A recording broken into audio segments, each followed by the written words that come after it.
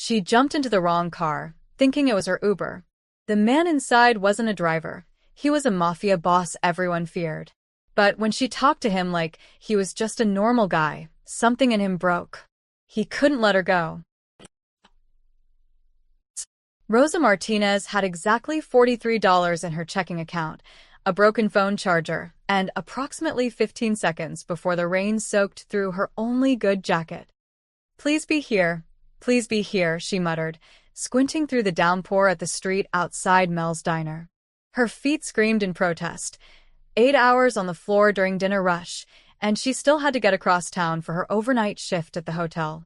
The glamorous life of a 24-year-old with student loans and 2 younger brothers depending on her. Her phone buzzed. Finally. A text from her coworker Jenny. Uber's outside. Black sedan. Rosa spotted it immediately. A sleek black car idling at the curb, hazard lights blinking. Thank God. She yanked open the back door and threw herself inside, rainwater dripping from her ponytail onto the leather seat. Sorry. I'm soaked, she gasped, slamming the door. Can you believe this weather?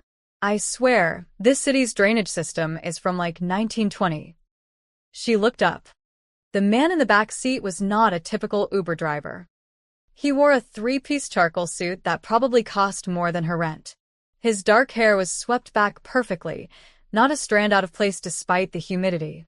Sharp jawline, eyes like black coffee, and currently staring at her with an expression she couldn't quite read. Next to him sat a leather briefcase with a monogrammed LDL in gold. The driver, an older man built like a refrigerator, had turned around in his seat, one hand suspiciously near his jacket. In the front passenger seat, another massive guy was doing the same thing. Rosa's stomach dropped. Oh my God, she grabbed the door handle. Oh my God, this isn't my Uber. No, the man in the suit said quietly. His voice was smooth, controlled. It's not. I'm so sorry, I thought, my friend said. There was a black car. Rosa was already halfway out the door when his next words stopped her. It's raining. She paused, one foot on the curb. What? It's raining, he repeated, gesturing to the downpour. You'll be soaked before you reach the corner. Rosa looked at him, then at the rain, then back at him. Was this a kidnapping? Were these guys going to? Marco, the man said to the driver. Take her wherever she needs to go. The driver's jaw actually dropped. Boss, we have the... It can wait. The man's tone didn't rise, but something in it made Marco swallow his objection. The lady needs a ride. Rosa should have run. Every true crime podcast she'd ever listened to screamed at her to run. But her feet hurt. She was already late, and something about the way he'd said the lady made her feel not threatened, which was probably exactly what Ted Bundy's victims thought. Still, it was really coming down out there. Just a Riverside and Fifth, she said hesitantly. Wherever you need. She pulled the door closed. The man with the briefcase, the boss, shifted slightly to give her more room, but the car was spacious enough that they weren't crowded. The interior smelled like leather and something expensive. Definitely not an Uber. Marco pulled into traffic without another word. The silence lasted maybe 5 seconds before Rosa's exhausted brain overrode her common sense. This is a really nice car, she said. What is this, a Mercedes? Maybach, the boss replied. A Wattbach. The corner of his mouth twitched. Almost a smile. German engineering. Rosa nodded like she knew what that meant. Well, it's really nice. Way better than the Uber I was supposed to get. That was probably going to be like a 2008 Honda Civic with a broken AC and Cheeto dust on the seats. She paused. Not that there's anything wrong with that. I drive a 2006 Toyota. Drove. It died last month. Now I take the bus. And walk. And mooch rides off friends. She was babbling. Why was she babbling? This man looked like he'd never taken a bus in his life. The bodyguard in the front seat glanced back at her like she'd grown a second head. But the boss was listening. Actually listening, his dark eyes fixed on her with an intensity that should have been uncomfortable but somehow wasn't. Long day, he asked. Long month, Rosa admitted, slumping back against the seat. But that's life, right? My mom used to say, Mija, nothing good comes easy, though I think she was talking about cooking tamales, not working 2 jobs. She glanced at him. What about you? Long day of whatever you do. Marco coughed. The other bodyguard went rigid. The boss's expression didn't change, but that almost smile deepened. Something like that. Let me guess, Rosa studied his suit, the briefcase, the whole vibe. Lawyer? No. Investment banker? No. Corporate? Something. You could say that. Rosa laughed. Mysterious. I like it. Better than the guys who come into the diner and immediately start telling me about their cryptocurrency investments. Like, sir, I'm just here to bring you pancakes. You work at Mel's? He asked. 5 nights a week. You know it. I've driven past. The car glided through the wet streets, smooth as butter. Rosa watched the city, lights blur through the rain-streaked windows. She should have been terrified. She'd gotten into a stranger's car. A clearly expensive, clearly powerful stranger's car. But something about him felt safe, controlled.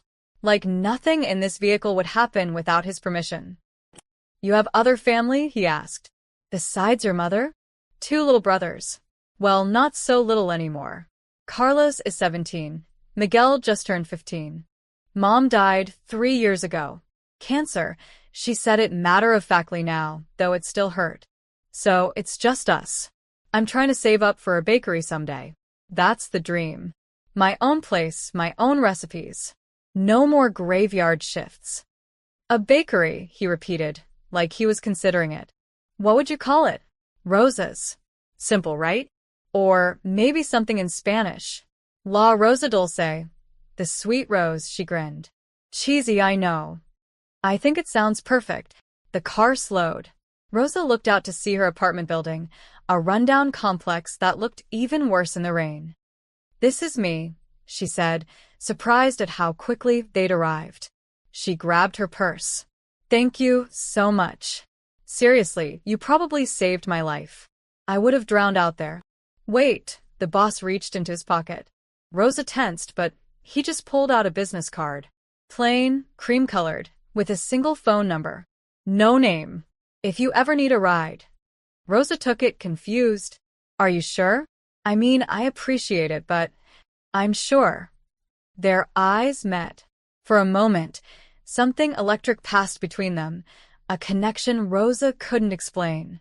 Then she shook it off, stuffed the card in her pocket, and pushed open the door. Well, thanks again, mystery man.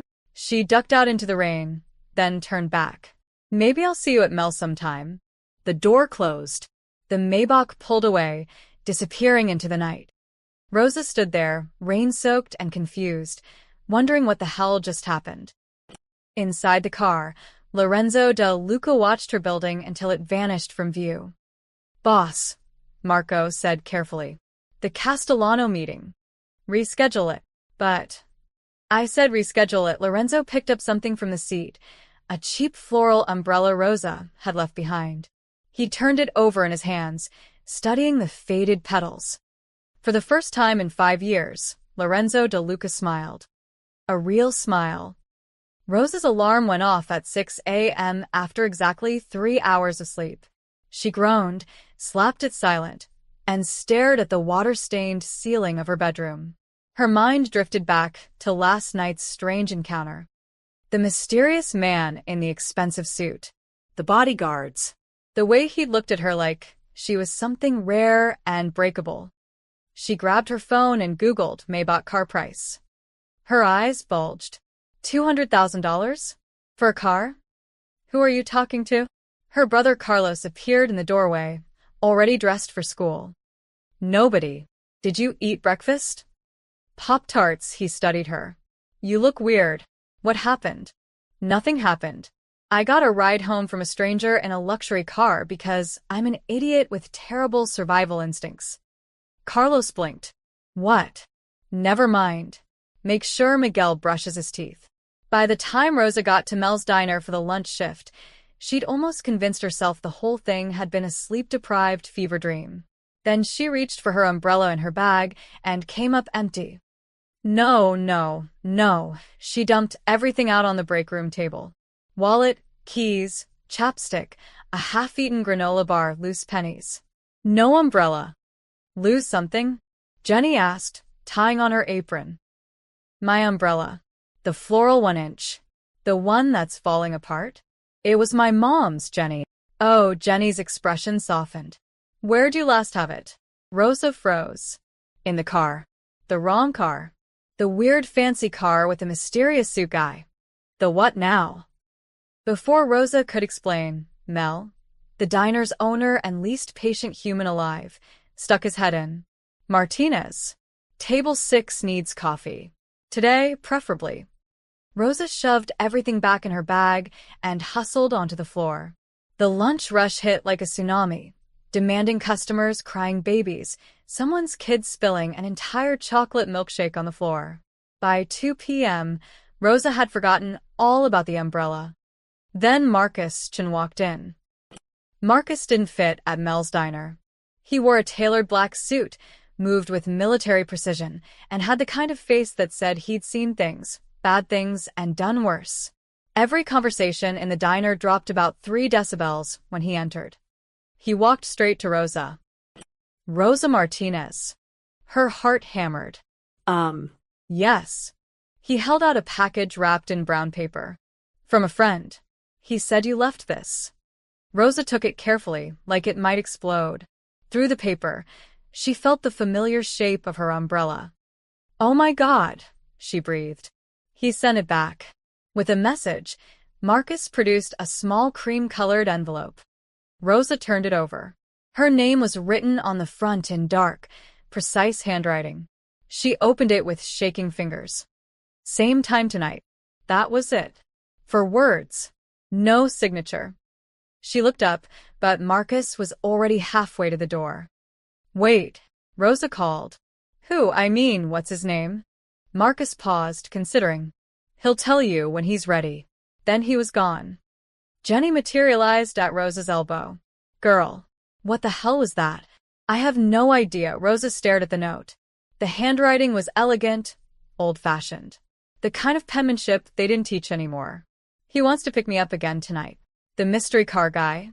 Yeah. And you're thinking about going. It wasn't a question. Jenny knew her too well.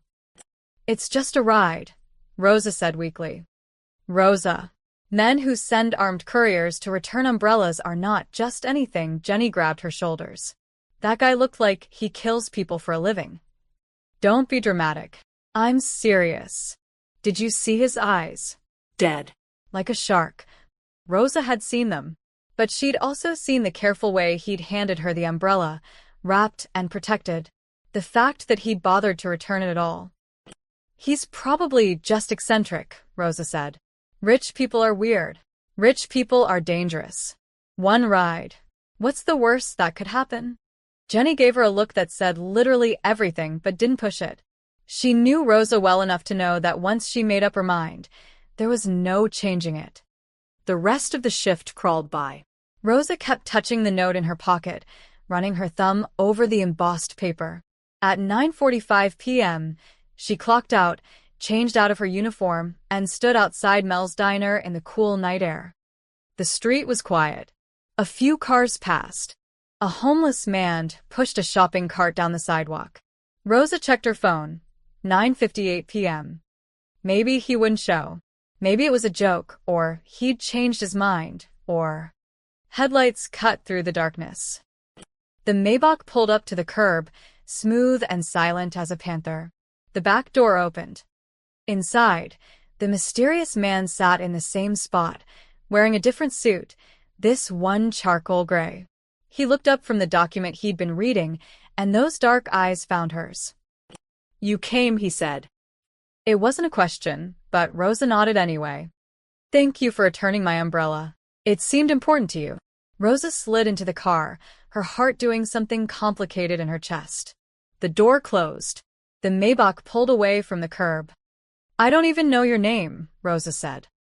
He was quiet for a moment, studying her face like he was memorizing it. Lorenzo. Lorenzo, she repeated. It fit him somehow. I'm Rosa. But you already knew that. I did. How? I have my ways, he paused. Where do you need to go tonight? Rosa should have said home. Should have thanked him and ended this before it became whatever this was becoming. Instead, she heard herself say, surprise me.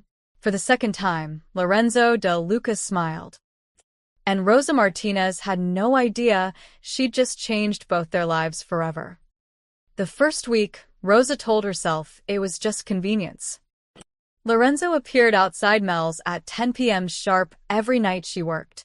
Same car, same quiet presence, same unreadable expression that somehow made her feel safer than she'd felt in years. She accepted the rides because the bus was unreliable and her feet hurt, and it was practical. That's what she told Jenny, anyway. Practical, Jenny repeated flatly, watching through the diner window as Rosa slid into the Maybach on Thursday night. That's what we're calling mystery men in $250,000 cars now. Practical? But Rosa wasn't listening.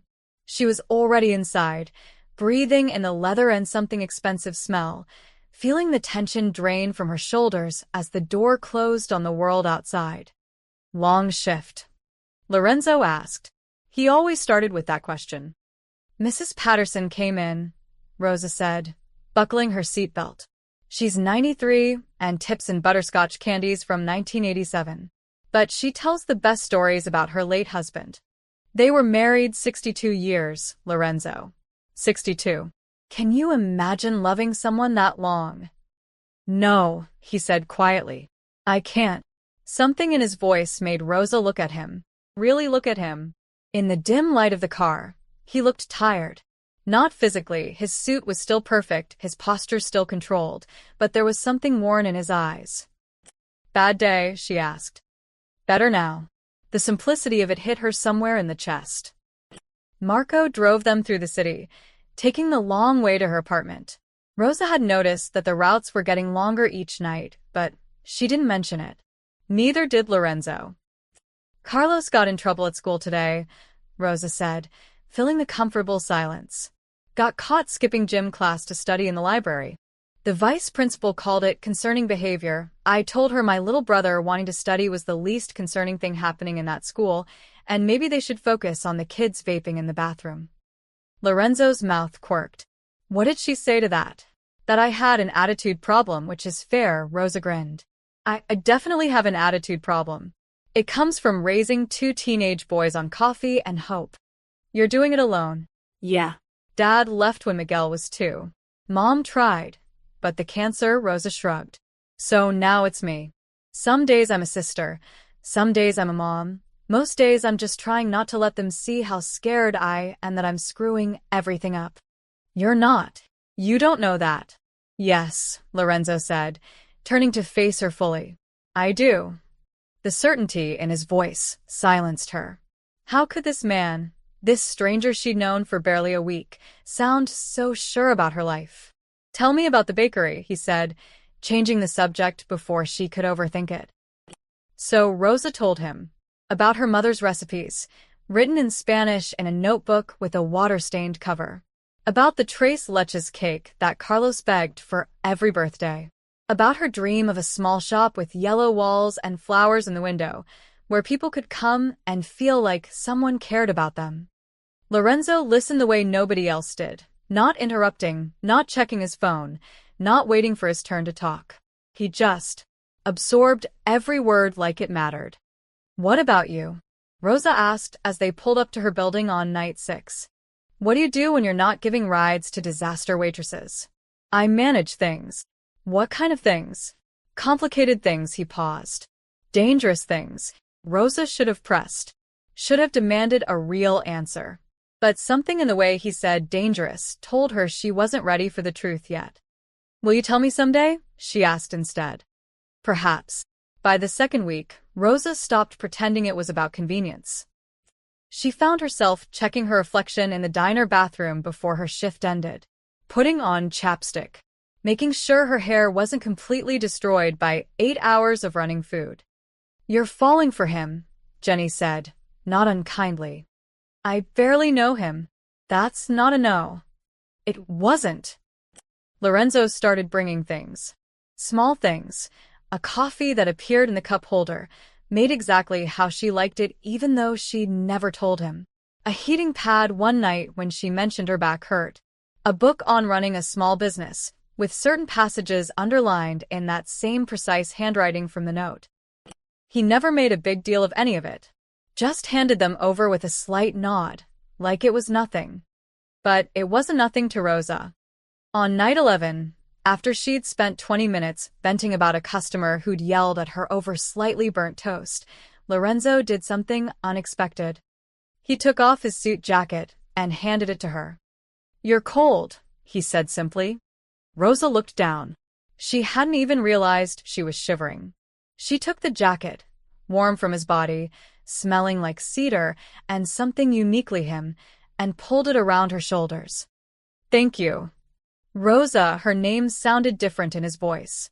Softer. "These drives. They're the best part of my day." She looked up at him, startled by the honesty in his face. "Mine too," she admitted. The car stopped in front of her building.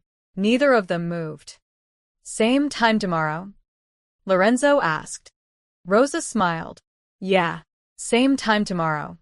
She got out, still wearing his jacket, and walked to her door. When she looked back, the Maybach was still there, waiting until she was safely inside. Inside the car, Lorenzo watched her window light up 3 floors above. "Boss," Marco said carefully, "this is getting—" "I know. The others are talking. Let them talk." Lorenzo didn't care what they said. For 10 days, he'd found something he didn't know he was missing. Someone who saw him as just a man. Not a name. Not a reputation.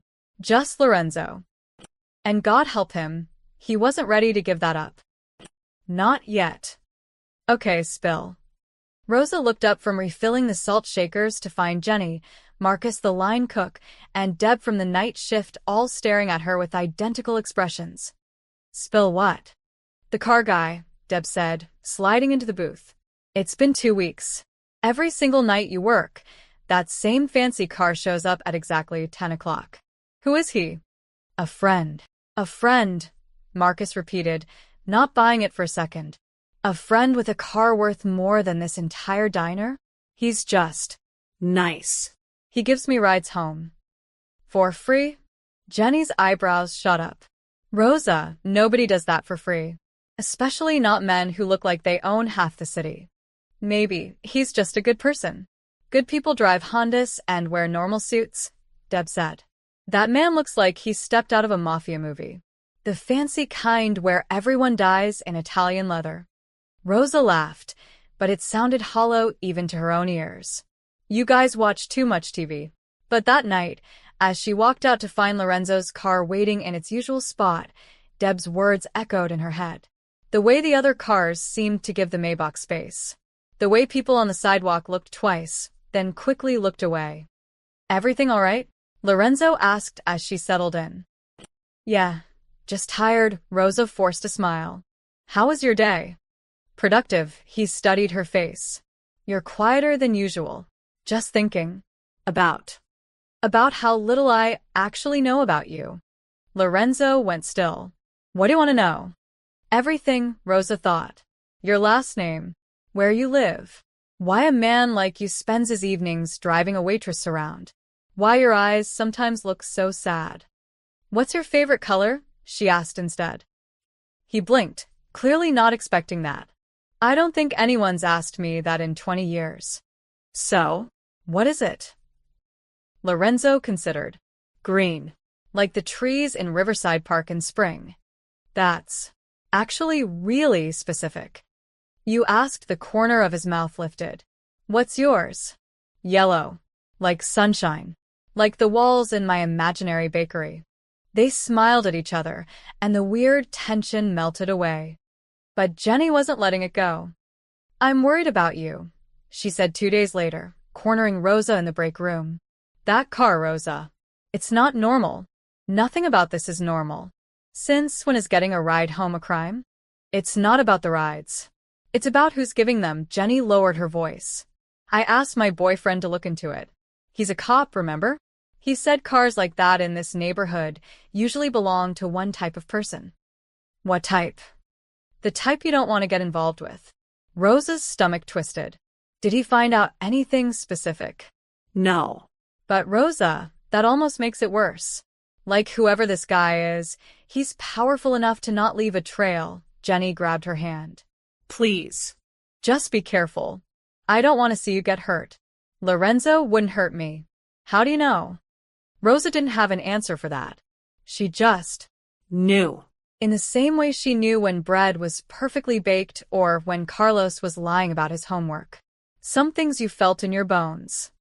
That night, Miguel had a fever. Rosa called Lorenzo from the apartment, something she'd never done before. I can't make it tonight. My brother's sick. Do you need anything? Medicine? A doctor? No, we're okay. It's just a cold. But I should stay with him. There was a pause. I understand. Take care of him. Lorenzo? Yes. Thank you. For understanding. After she hung up, Carlos appeared in the doorway. Was that the car guy? His name is Lorenzo. What does he do? He manages things. What kind of things? Rosa sighed. I don't know, Carlos. Her brother, too smart for his own good, gave her a look. Don't you think you should find out? Before you get in too deep? I'm not in too deep. Rosa. You smile at your phone now. You do your hair before work. Last week, you used the fancy soap. Carlos crossed his arms. You're in way too deep. 20 minutes later, the doorbell rang. Rosa opened it to find Marcus, Lorenzo's driver, holding a pharmacy bag and a container of homemade soup. Boss said your brother's sick, Marcus said gruffly. This is from his chef. And the medicine. He handed everything over, then paused. He's a good man, Miss Martinez. Better than most people think. But my advice? Ask him directly. About everything. He'll tell you the truth if you ask. Then he was gone. Rosa stared at the soup, still warm, clearly made from scratch, and felt something shift in her chest. Who was that? Miguel called from the couch. Nobody, Rosa said softly. Just a friend. But as she heated up the soup and watched her brothers eat it gratefully, she couldn't stop thinking about Marcus's words. Ask him directly. He'll tell you the truth. The truth about what? At Mel's the next night, a customer named Frank, a regular who usually kept to himself, lingered after paying his bill. You should be careful, sweetheart, he said quietly, nodding toward the window where the Maybach had just pulled up. That's Lorenzo De Luca's car. And trust me, you don't want to be involved with the De Luca family. Rosa's blood went cold. What? But Frank was already walking away, leaving her staring at the car like she'd never seen it before. De Luca. She grabbed her phone with shaking hands and typed the name into Google. The results loaded, and Rosa's entire world tilted sideways. The Google results painted a picture Rosa wasn't ready to see. Lorenzo De Luca, alleged head of the De Luca crime family. Federal investigation into De Luca organization. De Luca acquitted in racketeering case. Witness recants testimony. There were photos.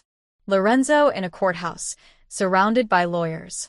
Lorenzo at a charity gala, looking exactly like he did in the car, untouchable, powerful. Lorenzo's face partially obscured as he left what the caption called a known organized crime meeting location. Rosa's hands shook so badly, she nearly dropped her phone. Mafia. Lorenzo was in the actual Mafia. She'd been getting into a car with a mobster for 2 weeks. Laughing with him. Sharing her dreams with him. Wearing his jacket. No, no, no, she whispered. Outside, the Maybach waited. Rosa looked at Jenny, who was watching her with concern. I can't go out there. What happened? I need you to tell him I'm sick. Please. Rosa. Please, Jenny. Jenny studied her face, then nodded slowly. She walked outside, approached the car. Rosa watched from the window as Jenny spoke to Lorenzo. Even from a distance, she could see him tense.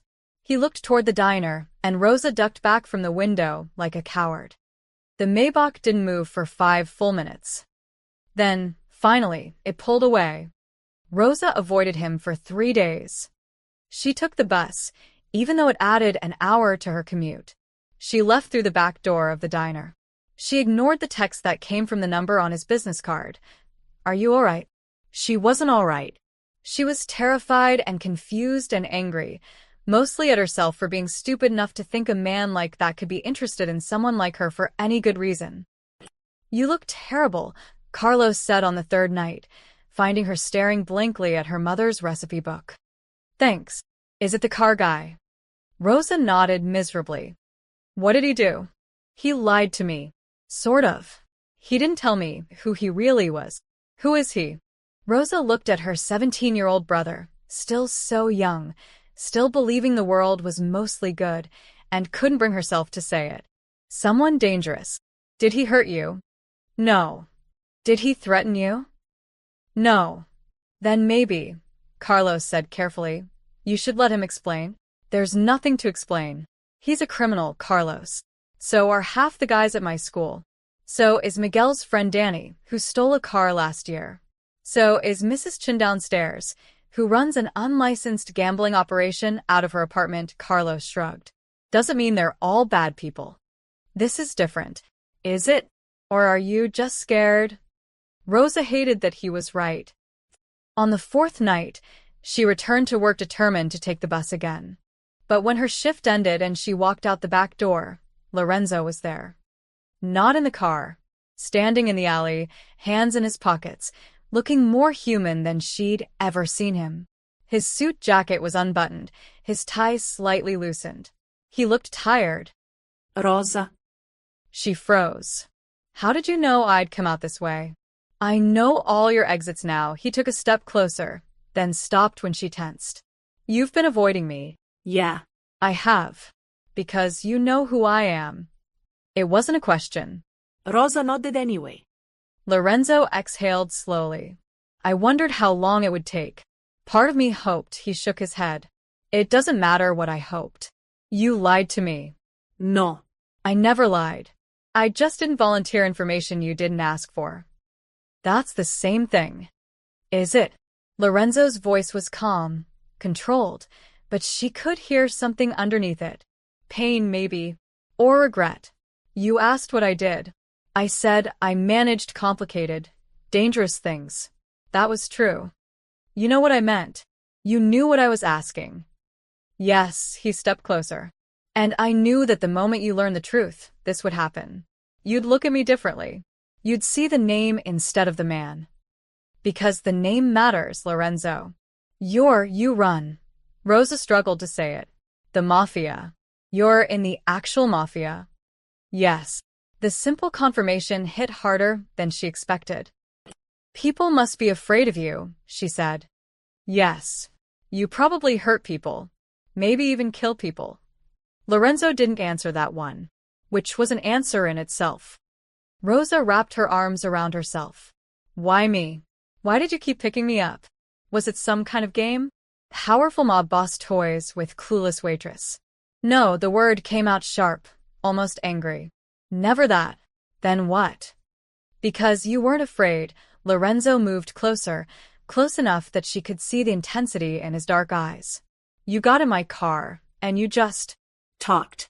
Like I was normal. Like I was just a man. Do you know how long it's been since someone treated me like just a man?" Rosa's throat tightened. "Everyone in my world wants something," Lorenzo continued. "Power, money, protection, favor. Everyone is afraid or calculating or both. And then you stumbled into my car complaining about rude customers and bad drainage systems, and for the first time in years, I could just breathe." "That's not fair," Rosa whispered. "You can't say things like that. It's the truth. You asked for truth. The truth is you're dangerous. The truth is people around you probably get hurt. The truth is I have 2 little brothers depending on me and I can't." Her voice broke. "I can't be part of your world, Lorenzo. I can't." He absorbed that like a physical blow, but his expression didn't change. "I understand." "That's it? You understand. What do you want me to say, Rosa? That I'll change?" That I'll walk away from everything I am? Lorenzo's jaw tightened. I won't lie to you. Not about this. My world is dangerous. Being close to me is dangerous. You're right to walk away. Then why are you here? Because I needed you to know it wasn't a game. What I feel. He stopped, composed himself. You weren't a distraction. You were real. The only real thing in my life. Rosa felt tears burning behind her eyes. This would be so much easier if she didn't believe him. I have to go, she said. Lorenzo nodded. He reached into his jacket and pulled out a card, different from the first one. This one had a name, DeLuca Security Services, and a personal note in that precise handwriting, if you ever need anything. Nostrines. Rosa took it with shaking hands. I'll make sure you get home safely, Lorenzo said. Always. You won't see me, but I'll make sure. Then he walked away, back to his car waiting at the end of the alley. Rosa stood there long after the Maybach disappeared, holding the card and crying for something that never really had a chance to begin. Vincenzo Romano had been Lorenzo de Luca's consigliere for 12 years. In that time, he'd seen his boss negotiate multi-million-dollar deals without blinking, stare down federal prosecutors, and order hits with the same casual tone most people use to order coffee.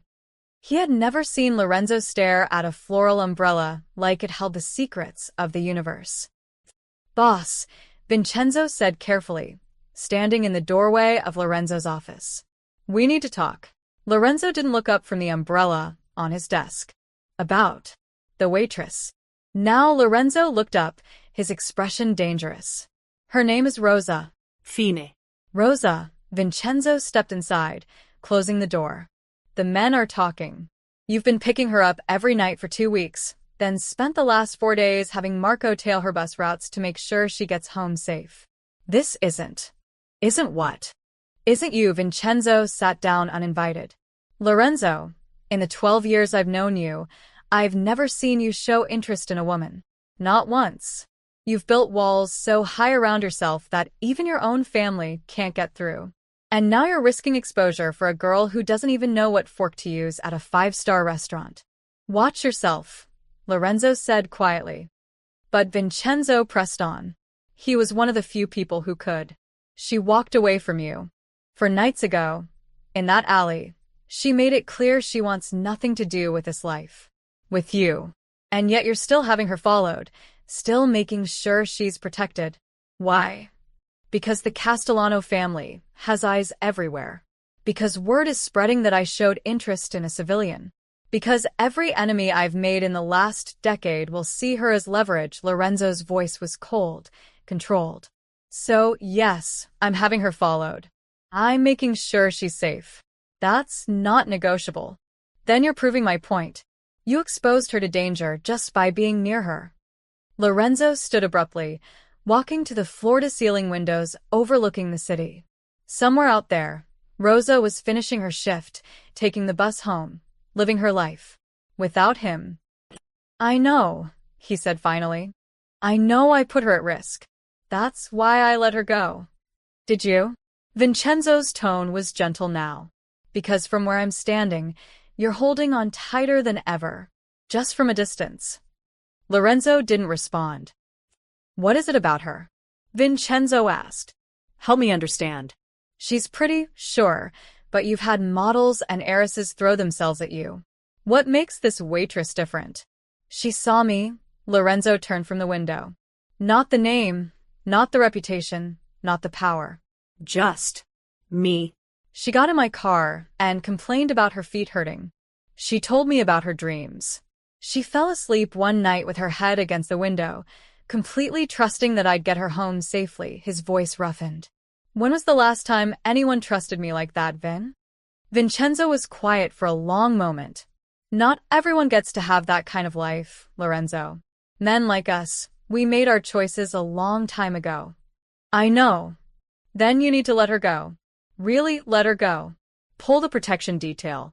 Stop watching her building. Move on. I can't. Why not? Because I love her. The words hung in the air between them.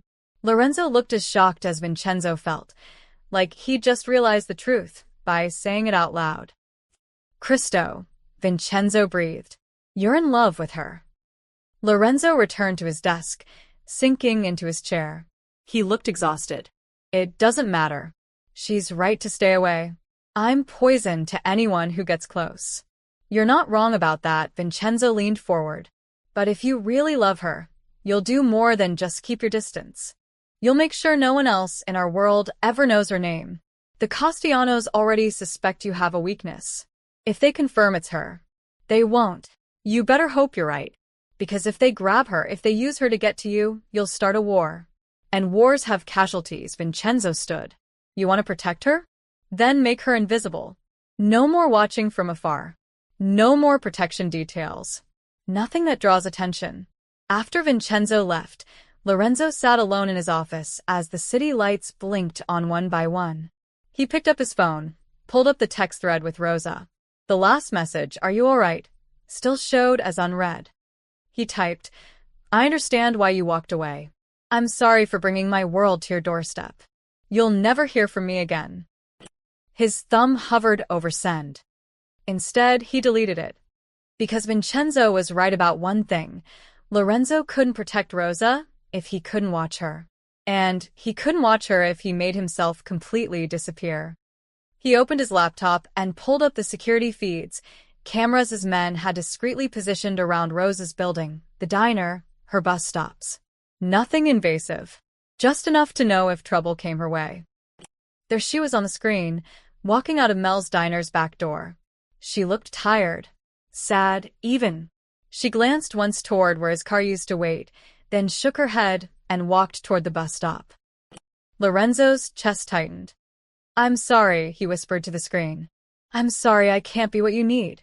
His phone buzzed. A text from Marco. Castellano's nephew was spotted near the diner today. Looked like he was casing it. Lorenzo's blood went cold. He typed back, "Double the surveillance. But stay invisible.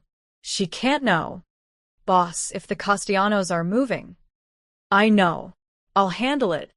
But as Lorenzo stared at Rosa's image on the screen, watching her stand alone at the bus stop, hugging herself against the cold, he wondered if handling it would be enough.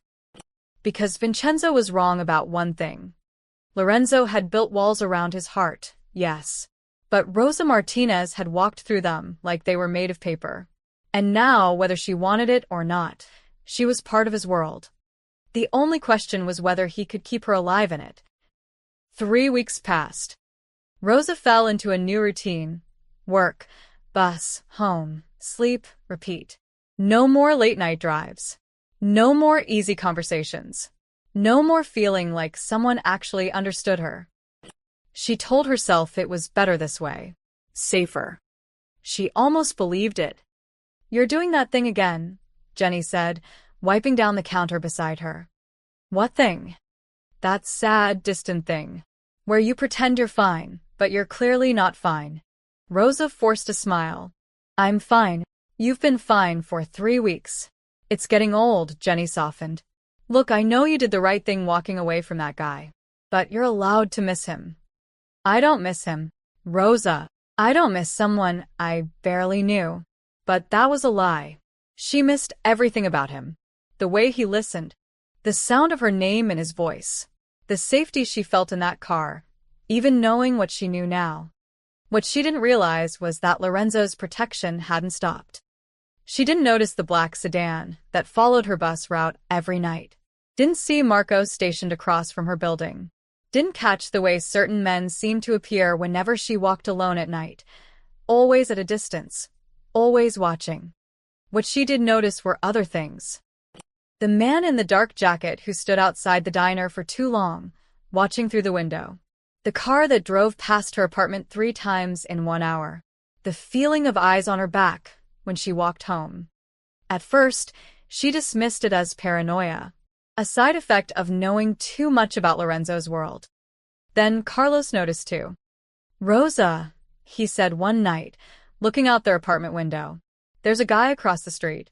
He's been there for like 20 minutes. Rosa joined him, peering down. A man in a leather jacket leaned against a lamppost, smoking. As she watched, he looked up at their building. Not at any window in particular. Just Looking. Probably waiting for someone, Rosa said, but her heart hammered. He's not waiting. He's watching. Carlos was right. And the next night, there was a different man. Same stance, same surveillance, different face. Rosa's hands shook as she pulled out the card Lorenzo had given her, the one she'd sworn she'd never use. She stared at the number. No strings, he'd written. But everything with Lorenzo came with strings. That was the problem. She put the card away. At the diner 2 nights later, Rosa was refilling coffee when she heard it, a conversation from the booth behind her. DeLuca's gone soft. Did you hear? Got himself distracted by some nobody. Castellano's boys are loving it. They're circling, waiting for an opening. Rosa's blood ran cold. She glanced over. 2 men in expensive suits, speaking quietly, but not quietly enough. They didn't even glance her way. What's the girl's name? Dunno. But word is she works somewhere around here. Rosa nearly dropped the coffee pot. She moved away quickly, her pulse racing. They were talking about her. They had to be. You okay? Mel asked, catching her in the kitchen. You look like you've seen a ghost. I've seen it. Just tired. But she wasn't fine. Someone was watching her building. People were talking about Lorenzo being distracted by a girl. This couldn't be coincidence. That night, as Rosa locked up the diner through the back door, she felt it again, that crawling sensation of being watched. She spun around, scanning the dark alley. Nothing. Just shadows and dumpsters and the distant sound of traffic. She walked quickly toward the street, her keys clutched between her fingers like a weapon. A figure stepped out from behind a corner, and Rosa's scream caught in her throat.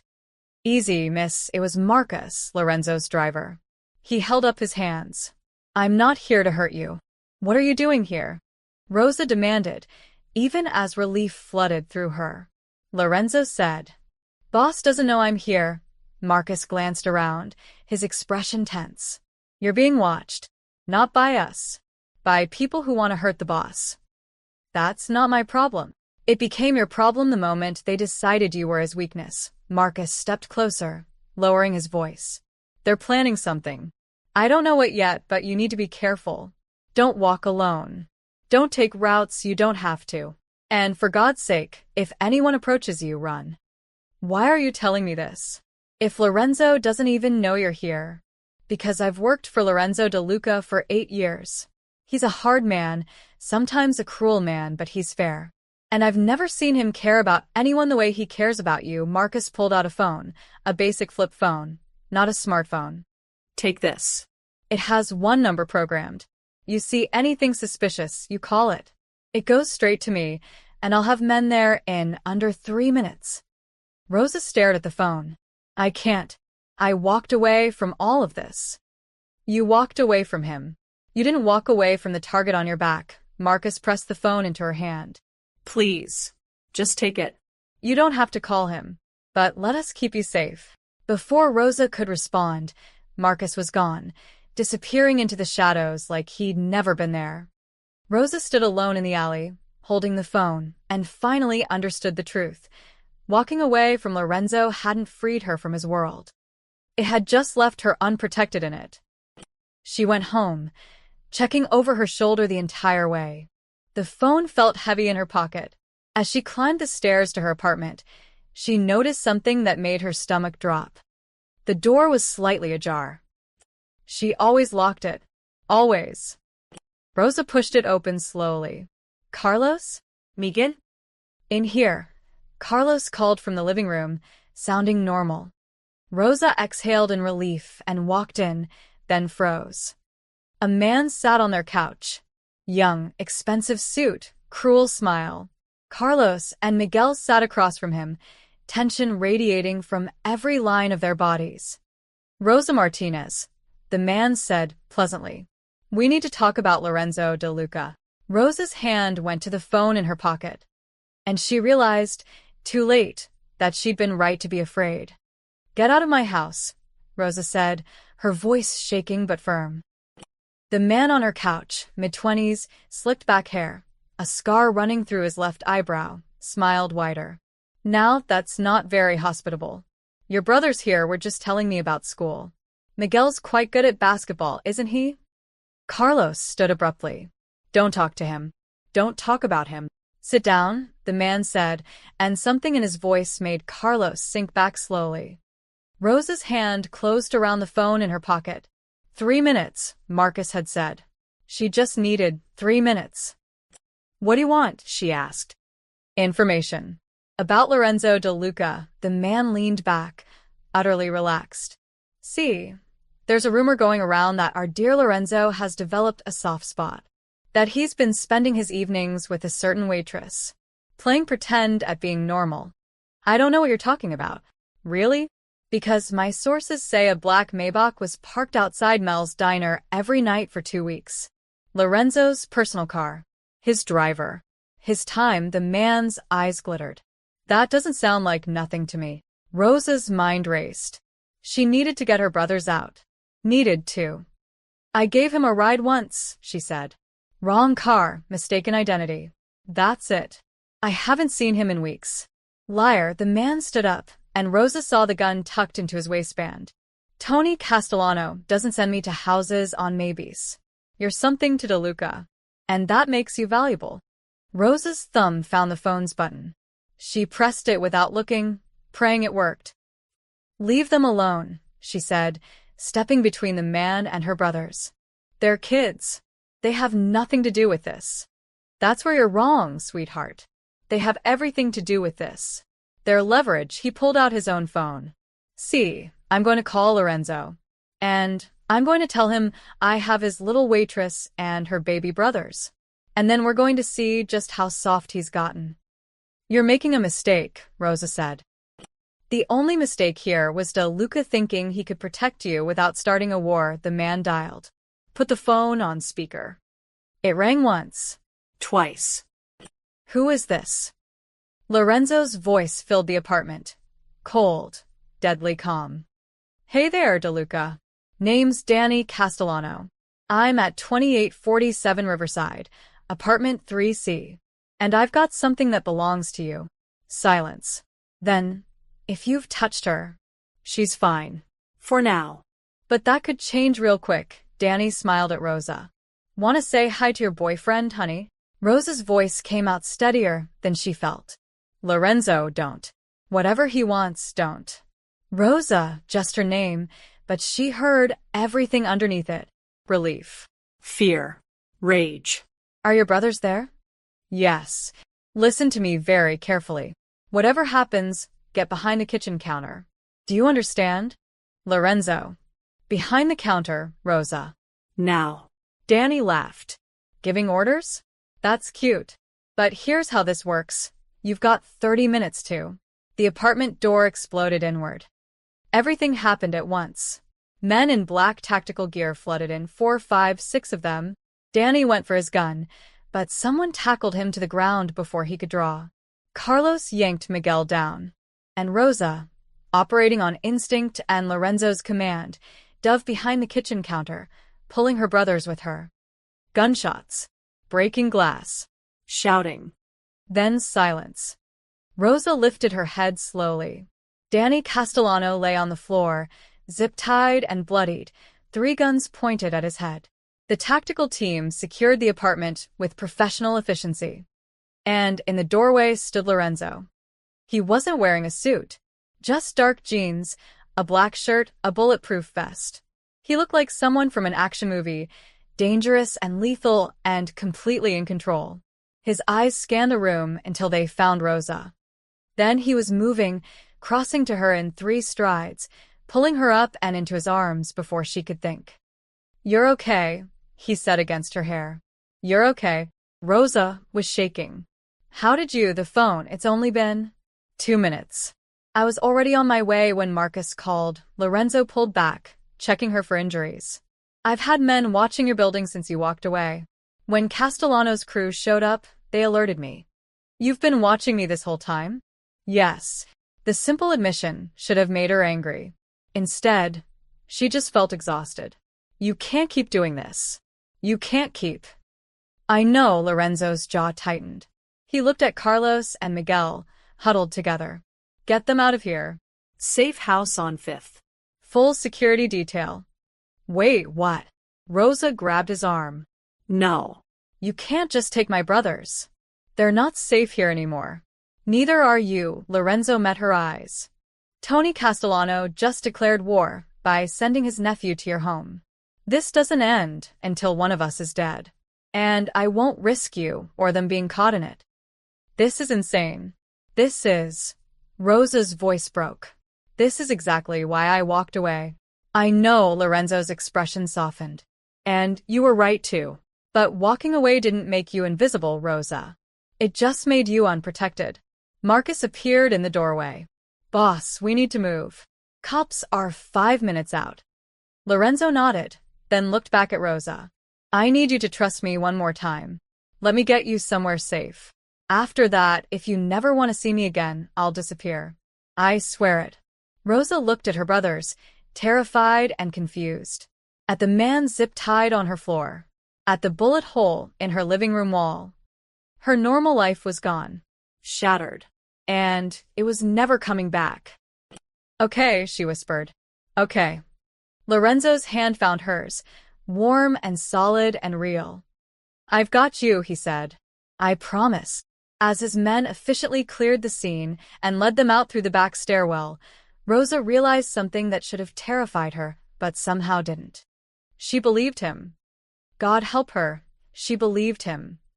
The safe house was in a neighborhood Rosa had never been to, tree-lined streets, historic brownstones, the kind of place where people had alarm systems and gardeners. Lorenzo's men ushered them into a 3-story building that looked ordinary from the outside but had steel-reinforced doors and cameras at every angle. Inside, it was surprisingly warm. Comfortable furniture, a stocked kitchen, bedrooms upstairs.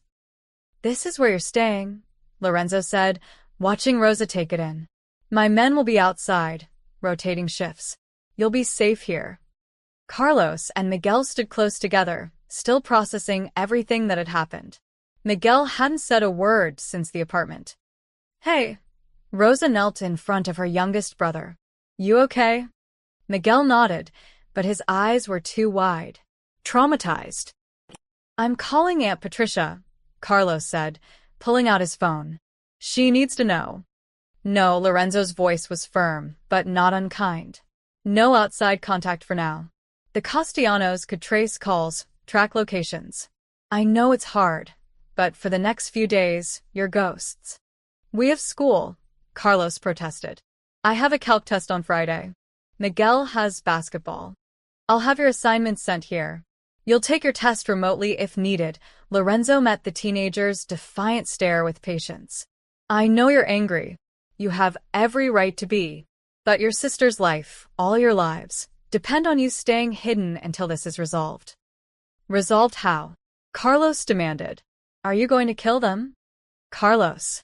Rosa gasped. But Lorenzo didn't flinch. I'm going to end the threat. How I do that isn't your concern. It is when you've dragged us into it. You're right, Lorenzo's admission surprised everyone. This is my fault. I got close to your sister, knowing what it could cost. That's on me. But I'm not going to compound that mistake by leaving you unprotected. Carlos looked like he wanted to argue more, but Miguel tugged his sleeve. I'm tired, the younger boy said quietly. Rosa stood. Come on. Let's find you guys a room.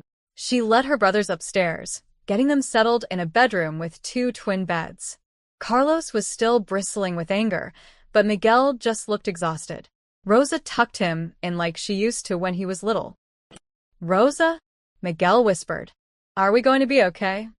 She smoothed his hair back. Yes, baby. I promise. Do you trust him? The guy downstairs. Did she? Rosa thought about Lorenzo's face when he'd burst through the door.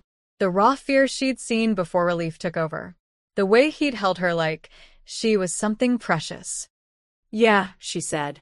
I do. After her brothers fell asleep, Rosa went back downstairs. Lorenzo stood by the window, phone pressed to his ear, speaking in rapid Italian. When he saw her, he ended the call. They're sleeping, he asked. Miguel is. Carlos is probably planning ways to escape and call the cops. Rosa wrapped her arms around herself. This is real now. All of it. I'm sorry. Stop apologizing. Rosa moved closer. I need you to tell me the truth. All of it. What happens next? How does this end? Lorenzo gestured to the couch. They sat, careful to leave space between them. The Castellanos have been trying to move into my territory for years, he began. Drugs, protection rackets, gambling. I've kept them out, but it's made their boss, Tony Castellano, look weak to other families. He's been looking for leverage, a way to force my hand. And I'm that leverage. You were supposed to be, but Danny made a mistake tonight. He called me before securing you properly, gave me time to respond. Now Tony knows I care enough to start a war over you. Lorenzo's jaw tightened. Which means he'll either back off or escalate. My money's on escalate. So what do we do? We? There is no we in this, Rosa. You stay here, stay safe. I handle Tony. Handle him how? Lorenzo looked at her for a long moment. Do you really want to know? She thought about it. About the life he led, the things he must have done to survive in his world. Part of her wanted to stay ignorant, to preserve some innocence. But that luxury was gone now. Yes, she said. I want to know. I'm going to offer him a deal first. Territory concessions in exchange for leaving you alone. If he refuses, Lorenzo's expression went cold, dangerous. Then I'm going to eliminate him and everyone loyal to him. Completely. Permanently. Rosa should have been horrified. Should have recoiled from the casual way he discussed murder. But all she felt was a strange, terrible relief that someone that dangerous was on her side. How long will it take? She asked. Days. Maybe a week. And then you're free. You and your brothers go back to your lives. I disappear from it. What if I don't want that? The question hung between them. Lorenzo turned to her fully, surprise clear on his face. Rosa. I spent 3 weeks trying to forget you, she said. Trying to convince myself I was better off. And maybe I was. Maybe the smart thing, the safe thing, is to walk away and never look back. She met his eyes. But when Danny had a gun in my apartment and I thought he might hurt my brothers, you know what I did? I called you. Without hesitation. Because I knew you'd come. That doesn't mean... Let me finish. Rosa took a shaky breath. I'm not stupid. I know what you are. I know the life you lead is dangerous and complicated and probably illegal in 17 different ways. But I also know that when you look at me, I feel seen. Really seen. And I haven't felt that since my mom died. Lorenzo reached for her hand, hesitated, then took it anyway. His thumb traced circles on her palm. You deserve better than this life, he said quietly. Maybe. But maybe I get to decide what I deserve. Rosa squeezed his hand. I'm not asking for promises or commitment or anything. After this is over, I don't want you to disappear. I want a chance to figure out what this could be. If we're both still standing. Lorenzo corrected. When we're both still standing. He lifted her hand to his lips and kissed her knuckles, a gesture so old-fashioned and tender that Rosa's heart stumbled. I'll end this, he promised. And then we'll figure it out. Together. Upstairs, a door opened. Carlos stood at the top of the stairs, watching them. You really care about her, he said to Lorenzo. Not a question. More than anything. Carlos studied him for a long moment, then nodded. Don't make me regret not calling the cops. I won't. As Carlos disappeared back into the bedroom, Rosa leaned against Lorenzo's shoulder. For the first time in hours, she felt like she could breathe. We're going to be okay, she whispered. Lorenzo wrapped an arm around her, holding her close. Yes. We are. Outside, in the darkness, Lorenzo's men stood watch.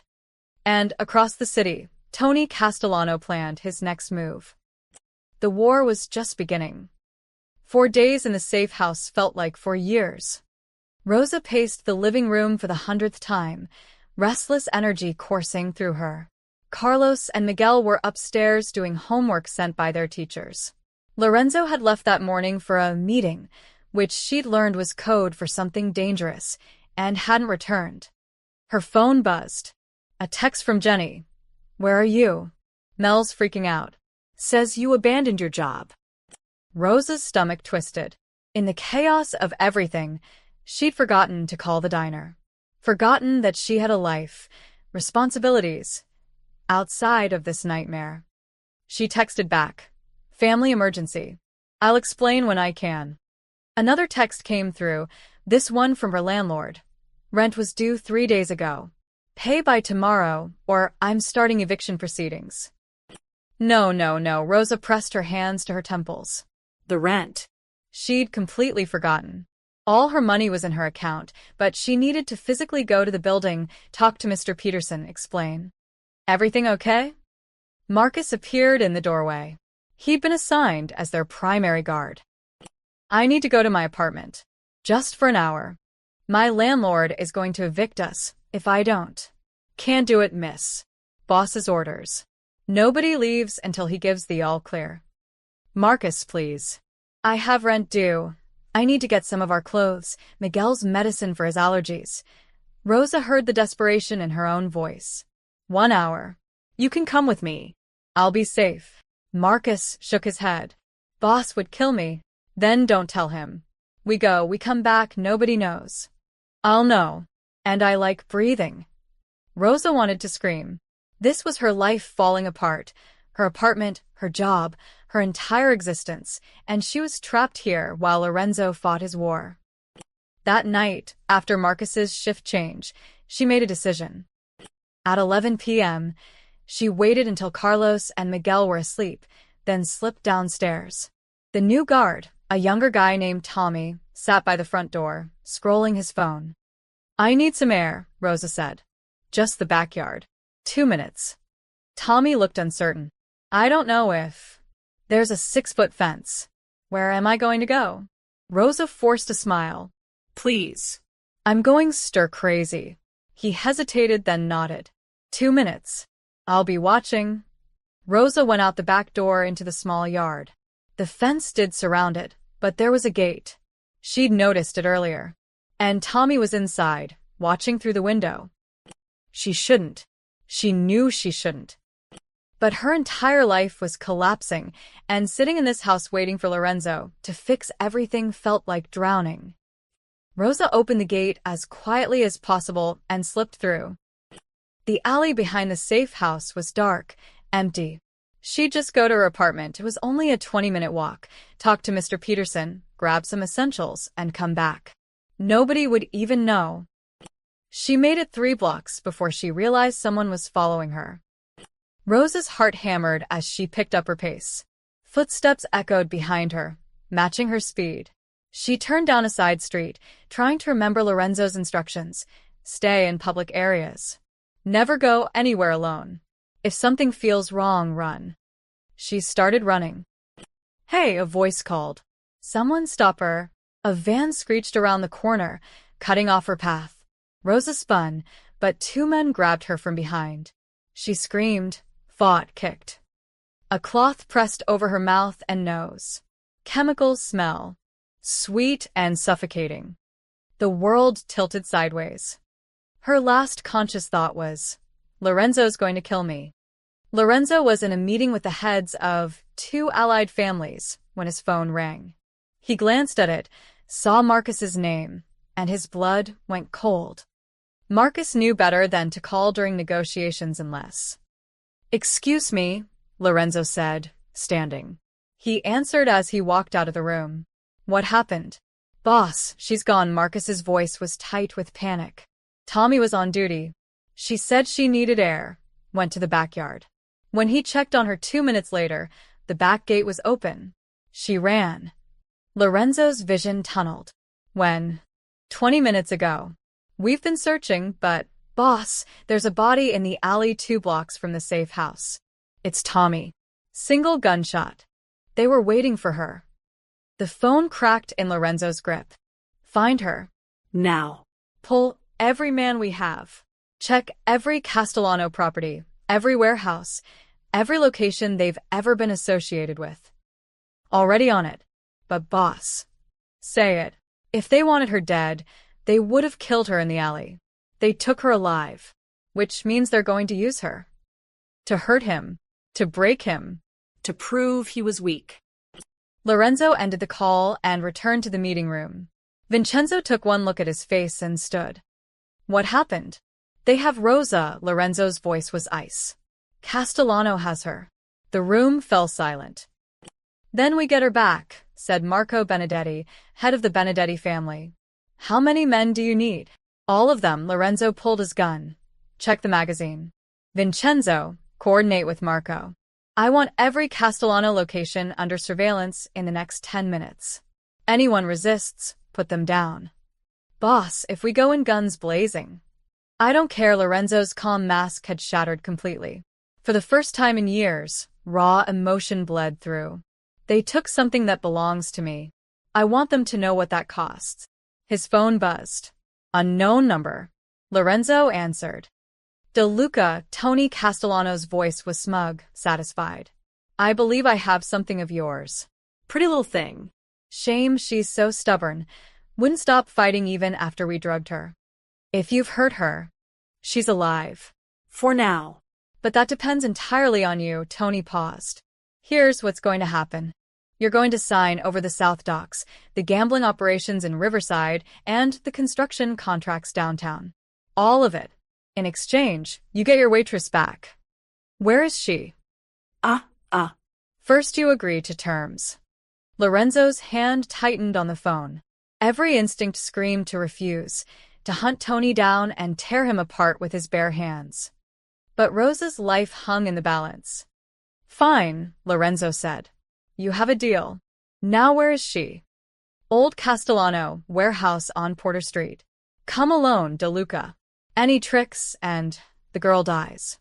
The line went dead. Vincenzo grabbed Lorenzo's arm. It's a trap. You know it's a trap. I don't care. Lorenzo. I'm going to get her back. Lorenzo's eyes were black fire. And then I'm going to burn their entire organization to the ground. He headed for the door. Boss. Marcus called. At least take backup. Have them surround the building. But I go in alone. Lorenzo looked back at his men, his family, his soldiers. If I don't come out in 30 minutes, level the entire place. I don't care if I'm still in it. Then he was gone, racing through the night toward the woman who'd become his entire world. Behind him, his army mobilized for war. Rosa woke to the sound of water dripping and the taste of copper in her mouth. Her head pounded. Her wrists were zip-tied to a metal chair. The warehouse around her was dark except for a single overhead light that swung slightly, casting moving shadows across concrete and rust. 3 men stood nearby. One was Danny Castellano, bruised from his encounter at her apartment, but very much alive. The other 2 she didn't recognize.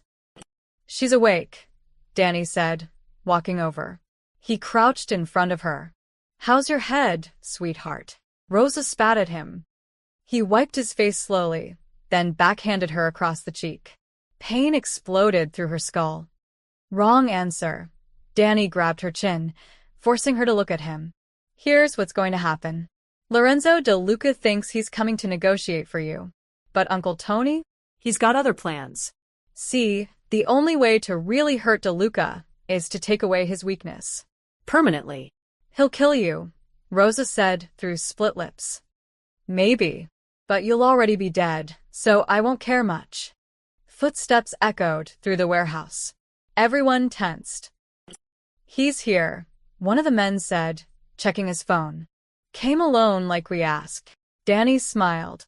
Showtime. The warehouse doors screeched open. Lorenzo walked in, hands visible, no weapon drawn.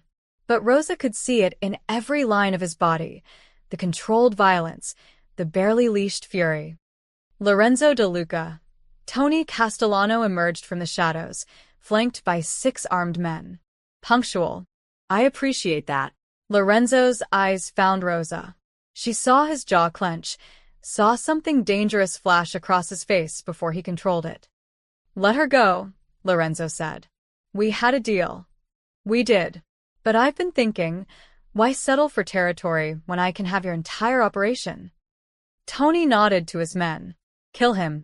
Everything happened at once. The overhead lights exploded in gunfire from outside. The warehouse plunged into darkness. Rosa screamed as someone yanked her chair backward, using her as a shield. Then the real shooting started. Muzzle flashes lit the darkness like lightning. Men shouted. Bodies fell. Rosa squeezed her eyes shut, unable to process the chaos around her. A hand touched her shoulder and she flinched, until she heard Lorenzo's voice, calm and steady despite the war raging around them. I've got you. Hold still. A knife sawed through her zip ties. Her hands came free. Lorenzo pulled her up and behind him in one smooth motion. Stay behind me. Don't look. Just move when I move. But Rosa looked anyway. Lorenzo moved through the warehouse like death itself, smooth, efficient, merciless. He shot 2 men before they could turn, disarmed a third, and used his own gun against him. This wasn't the man who'd listened to her talk about her dreams.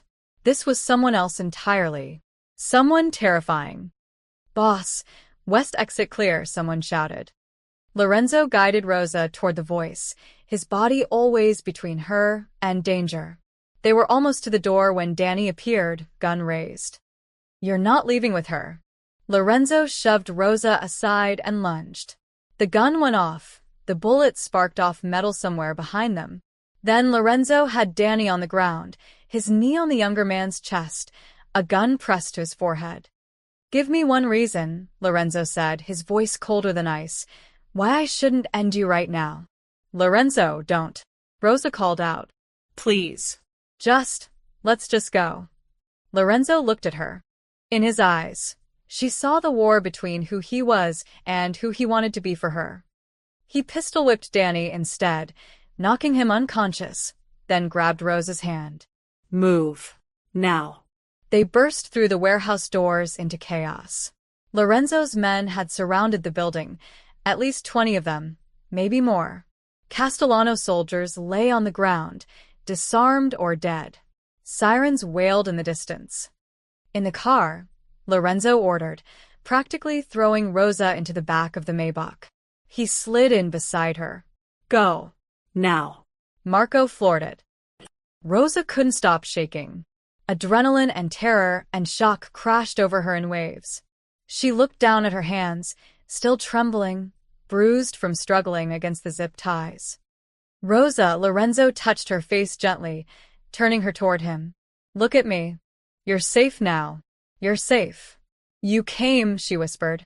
You came for me. Always. Always, Rosa. His thumb brushed over the bruise on her cheek where Danny had hit her, and his expression went murderous. I should have killed him. But you didn't. Because I asked you not to. This time. Next time. There won't be a next time. Rosa grabbed his hand. Right? Tell me this is over. Lorenzo pulled out his phone, made a call. Vincenzo. Tony Castellano? Captured. In custody. Good. Make the offer. Full amnesty and relocation for him and his entire family in exchange for permanent withdrawal from all our territories. If he refuses, make the alternative very clear. He hung up and looked at Rosa. It's over. Tony will take the deal. He's a businessman, not a martyr. His organization is broken. You're safe now. Rosa started crying, not from fear or relief, but from the overwhelming reality of what had just happened. This man had walked into a trap for her, had risked his life, his empire, everything. Lorenzo pulled her into his arms, holding her while she shook. I'm sorry. God, Rosa, I'm so sorry. This is my fault. All of it. You saved me. I put you in danger in the first place. No, Rosa pulled back to look at him. I put myself in danger. I left the safe house. I don't know what I thought. That I could just go back to normal life for an hour, she laughed bitterly. How stupid is that? Not stupid. Human. Lorenzo kissed her forehead, her cheeks, her lips, soft, reverent kisses that tasted like goodbye. I can still make this right. I can relocate you and your brothers. New city, new identities, money to start over. You'd be free of all this. Rosa looked at this man, this dangerous, powerful, terrifying man who'd just killed people to save her, and realized something fundamental. She didn't want to be free of him. Or, she said quietly, we could try option B. What's option B? We figure this out. Together. Like we said we would. Lorenzo searched her face. Rosa, you just saw what I am. What I'm capable of. I know. I saw you, she touched his face. And I'm still here. For the first time since the nightmare began, Lorenzo smiled. A real smile, full of hope and wonder. You're sure? Terrified, Rosa admitted. But sure. He kissed her then, deep and desperate and full of promise. And as the Maybach carried them through the night toward whatever came next, Rosa knew one thing for certain. Her life would never be simple again. But maybe simple was overrated anyway. 2 weeks after the warehouse, Rosa stood in Lorenzo's penthouse overlooking the city. Carlos and Miguel were back in school, protected by discreet security they didn't know about. Tony Castellano had taken the deal, exiled to Florida with his remaining family in exchange for permanent peace. The war was over. But Rosa's internal war had just begun. I can't do this, she said, staring out at the glittering skyline. Lorenzo, who'd been reviewing paperwork at his desk, looked up sharply. Can't do what? This. Us. Any of it. Rosa turned to face him. 2 weeks ago, I watched you shoot people. I was kidnapped because of you. My brothers were held at gunpoint in our own home. Lorenzo, this is insane. He set down his pen carefully. I know. That's it? You know. What do you want me to say, Rosa? That I can change? That I can walk away from this life? Lorenzo stood, but didn't approach her. I won't lie to you. I am who I am. And yes, being close to me is dangerous. It will always be dangerous. Then why am I here? Her voice broke. Why are we pretending this could work? Because you came back. Lorenzo's composure cracked slightly. After everything, after seeing the worst of my world, you still came back. You're standing here in my home, and you haven't walked away. So I'm asking you why. Rosa wrapped her arms around herself. I don't know. Yes, you do. She did. God help her, she did. Because when I was tied to that chair, terrified out of my mind, the only thing I could think was that I wanted to see you again, Rosa admitted. Because despite everything, despite the danger and the violence and how completely insane this all is, when I'm with you, I feel like I can breathe. Like someone actually sees me. Lorenzo closed the distance between them. I do see you. All of you. But I'm scared, Rosa whispered. I'm so scared of your world. Of what it could cost me. Cost my brothers. Then let me keep you separate from it. Lorenzo cupped her face gently. My business, my meetings, all of it, you don't have to be part of that. I can protect you without dragging you into the darkness. Is that even possible? For you? I'll make it possible. His thumb traced her cheekbone. Tell me what you need. Tell me how to make this work. Rosa thought about it. Really thought about what she needed to feel safe, to feel like herself.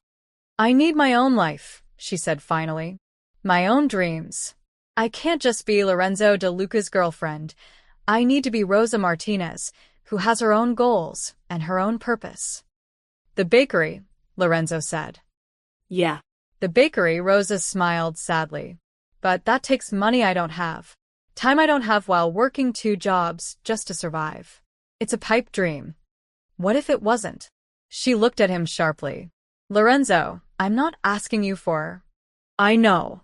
But I'm offering anyway. He led her to the couch, sat beside her. Let me invest in your dream. Not as charity. As a business investment. You create a proposal, a real business plan, and if it's solid, which I know it will be, I'll back it. You run it completely independently. Your business, your rules. Why would you do that? Because watching you talk about that bakery is the happiest I've ever seen you. Because you deserve to chase your dreams instead of just surviving. Lorenzo took her hand. And because I love you.